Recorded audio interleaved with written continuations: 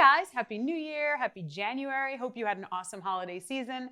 Now, if you were like me, you might have gone a little bit overboard with the food and the drink for the holidays. I definitely really enjoyed myself. And I always actually look forward to January to kind of reset things and get back to healthy eating. And what I'm going to share with you guys today is a little different from my usual healthy cooking tips. I'm going to share some healthy eating tips and some things that you can do to really make it easier and less painful to stick with any healthy eating resolutions that you set for yourself. So here's the thing. I've shared lots of these tips in Weight Watchers workshops with members, and it's helped them. And also remember, guys, I'm a chef and a recipe developer. I love food. I love cooking. I'm surrounded by it all day long. So these are some tips and some things that have helped me too to kind of handle the temptations of food always being around in the kitchen. So here's the thing. I want to make this easy for you and easy for me, because the second we feel deprived and kind of mad at ourselves, we're going to derail and not stick with all that healthy eating. So these are some tips that'll help you keep that happy, healthy balance that you're looking for. I love food. I love entertaining. I love dining out. I'm constantly tinkering with recipes. So I've had to come up with some tricks for myself to avoid going overboard and overindulging. Tip number one, this one seems a little obvious, but I actually legitimately do this, especially after the holidays or a time when I've been entertaining and I have a lot of junk around the house. Get the junk out of the house. Anything that you think is going to tempt you, give it away to a friend, to a neighbor, or really just toss it. You'll be happy that it wasn't there calling to you from the cabinet late night. So something to think about, what are the things that you tend to go for late night? You know what I'm talking about. You're hanging out, watching TV, and something in the kitchen is calling to you, or you're stressed out trying to meet a deadline for work, and you're like, I'm just gonna go grab a snack and then I'm gonna finish that. That's totally something that I do.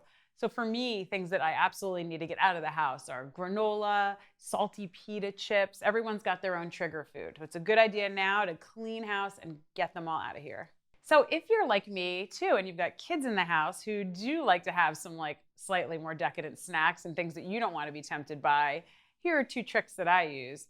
I either pick up the cereal or the cookie or the cracker or whatever it is that they like that isn't my favorite, the one I'm kind of burnt out on. Or another idea, I love to get those little sample packs, the little single serving sizes, and I won't even keep them in the kitchen where I'm going to be tempted to go grab one at any moment's notice. I'll put them someplace else in the house, and then they have them they can throw in their lunchbox or their backpack or whatnot to bring to school. I mean, it kind of makes you think twice before you're going to go find the snack, find the individual serving. You got to open it up. Anything that's going to get you to think twice before eating that is a good thing. Tip number two, now that we've ditched all the junk and gotten all the temptations out of the way, let's stock up and put some things in the fridge for when you do come home from work starving or you do want a snack. It's really important to always have things on hand that are easy to grab, because as soon as you have to pull things out to make a salad or cut up fruit or cut up veggies, it's going to be a lot easier to just grab something out of the pantry that's probably not as healthy. So here are the things that I always keep on hand when I'm getting back into a healthy eating routine, and I really think it would be a good idea for you to do too. First of all, treat yourself like you're having a party. Every week, put together a whole platter with crudité, different veggies that you like, and a healthy dip. And the reason I say that, if it's in a container and it looks really pretty and it's something you can just grab to take out to snack on, you are way more likely to go for a healthy veggie with a dip snack than something that's less healthy. We also eat with our eyes, right? So if it looks pretty and it's filled with colorful veggies and your favorite dip, it's not going to feel like you're depriving yourself by having that for a snack. So that's something that I always try to set up in the refrigerator. Okay, another one, especially in the winter months, it's really nice to have some bright, juicy, delicious fruit on hand. But if all you have are some apples and oranges in the crisper, I know that you're going to hesitate and you might not go for that for the snack. So I will actually treat myself this time of year especially to a big, beautiful fruit salad that I keep in the fridge with mango and grapes and pineapple and berries and all different things. And honestly, when I'm really busy, just pick it up at the deli section or wherever in the supermarket where they have the prepared fruit. But having that on hand pre-cut up makes it easy to grab when you're hungry, right when you wake up in the morning, or mid-morning snack or after work snack. Okay, another must-have. I always try to keep salads pre-made and again in a nice container in the fridge, so I can just grab a handful to have for a fast lunch or a fast dinner, and you just need to add a little bit of chicken or something to it.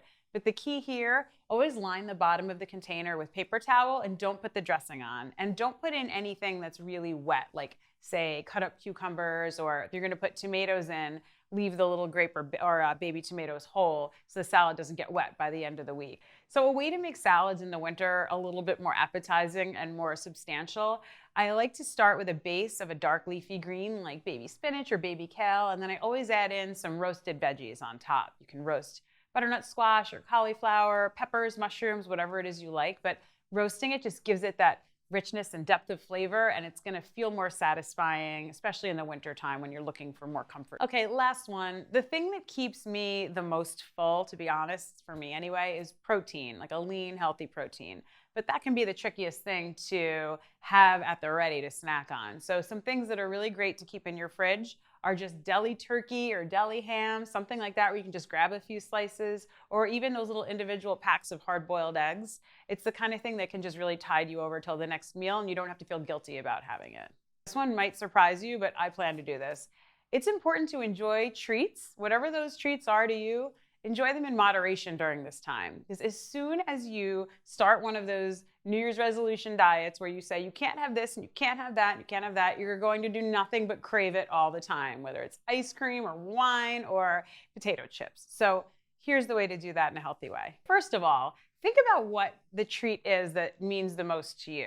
So like for me, to be honest, I'm not really like a cake cookie person as much. I'm more of a salty snack kind of a gal. So I will tend to keep those little individual packs of, say, baked chips around or something like that. And then when I do want to have it, take it out, enjoy every little bite, and don't feel guilty about it because you're allowing yourself to have those in moderation. But something important to realize, remember I mentioned before keeping things around in little snack packs? If you do find yourself hitting them late night and it's not working for you, you're gonna have to rethink that whole approach and say, maybe I let myself have the treat when I'm out, so it's not in the house and like calling to me all hours of the day. Okay, here's another thing to do. If you like things, say, on your salad or on your veggies like shaved cheese or toasted nuts, I always use those as a garnish at the end. And the reason why it's important to do that, I do that in almost all of my recipes too, by the way. You eat with your eyes, so you're gonna feel really happy and satisfied if you see that you've got that like gorgeous shaved Parmesan or feta or goat cheese, whatever it is you like, on top of your salad. If you toss it all in, you have to use like 5 times as much, and it's not actually gonna leave you that much more satisfied. So anything that does tend to be higher in calories or fat or smart points, keep as a garnish. I do the same thing with chocolate too, by the way. If you want to like shave a little bit of chocolate on your fruit salad or on your yogurt parfait, that way you get that little hit of chocolate without needing to eat a whole chocolate bar. This next one is a little bit of tough love, and I plan to do it to myself too. When you're about to go for that snack, and it's not really mealtime, and you know you really shouldn't be hungry. So here's what I want you to ask yourself. If I had an apple right now, a nice big, crunchy, juicy, delicious apple, and sliced it up, would I enjoy that? Would that make me happy? Could I eat an apple right now and have a glass of water or a can of like flavored seltzer? Or do I really have to go for the crackers or the cookies or the chocolate or the chips or whatever it is that's calling to you? Because honestly, we all know this. I mean, our grandmas, our moms, everyone told us this, and it's true. If you're hungry, you'll be psyched to eat an apple, right? Your stomach's growling, the apple's gonna satisfy you. So I'm gonna ask you guys from now on, when something in the kitchen that you know you shouldn't be having is calling to you, can I have an apple and a glass of water first, and then check back in with myself 15, 20 minutes later? And by the way, if you are sitting there going, I really don't want an apple right now, I'm like desperately need those potato chips, then I want you to think of some things you can do to distract yourself. Usually if you can kind of step away from that craving for a little bit, it'll subside and go away, and you can like reason yourself back to saying, I don't really need a big bag of potato chips right now. You can walk the dog, you can call a friend, this is a great one that I do all the time, no joke. Brush your teeth. I know that sounds crazy, but for me, if I've just brushed my teeth, there's no way I want to start putting like salty or sweet food in my mouth. Or if I'm out and about and something is really calling to me, let's say you're at like a friend's party and you've already eaten a nice big healthy dinner and something there is just really like off limits to you right now and you don't want to go totally overboard, I'll put a piece of gum in my mouth. If you're chewing a piece of gum, you're probably not going to stop, take it out, and go eat the food. It's just something to kind of pause to get you to rethink your decision. The last one, I want you to, this sounds really silly, but I want you to love yourself, hold on, and treat yourself like you would treat your best friend. So, have you guys ever heard this saying? I really, really like this one. It means a lot to me. When you start using really negative self-talk with yourself and going like, you're useless, you're stupid, why did I do that? I can't believe you, and really berating yourself for one little slip up in the kitchen or with eating or at a party, think about how you would talk to your best friend or your child or your spouse or someone you love. You would probably not be berating them that way for having a couple of extra cookies or for making that one little slip up. But what is really important in this case, too, don't let that one little slip up turn into like an entire day of, oh, well, whatever, I already ruined today. I'm just going to eat whatever the heck I want and I'll get back on track tomorrow. You are always only one good decision away from getting back to the healthy eating resolution you set for yourself. So I have like a little funny story to share with you. It's a little embarrassing about me that I'm going to just like fill you in on. So when my older daughter was a toddler, I was really stressed out about something. I don't remember what it was at this time, but I found myself standing next to the freezer with like a half gallon of ice cream, just eating it out of the container with a spoon, obviously just trying to like feed whatever it was that was bothering me. And my little 3-year-old turned to me, she was playing, and she said, "Mom, what are you doing? I want to do that. Can I have that ice cream container?" And I got to tell you, it was a big moment for me that like kind of turned on a light bulb and said, okay, I wouldn't let my child do that because I know it's bad for her. And like, it's not something that I want to teach her as normal behavior with food and with eating. So if you find yourself in that kind of like just really shoveling the food in because you're stressed out, picture someone who loves you in the room with you, or picture someone you love doing that. How you'd want to go over and give them a hug and say, you know what?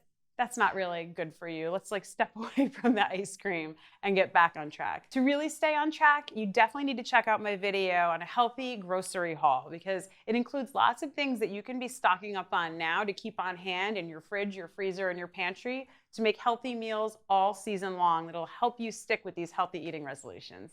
I would love to know in the comments below, please chime in. Do you have a tip that works for you, like a little mind trick that you play with yourself to get back into healthy eating? I would love for you to share it below so our whole happy, healthy community can check it out. And also let me know in the comments below if anything I said today resonated with you or feels like something that might be helpful to you or that you try and does help you out.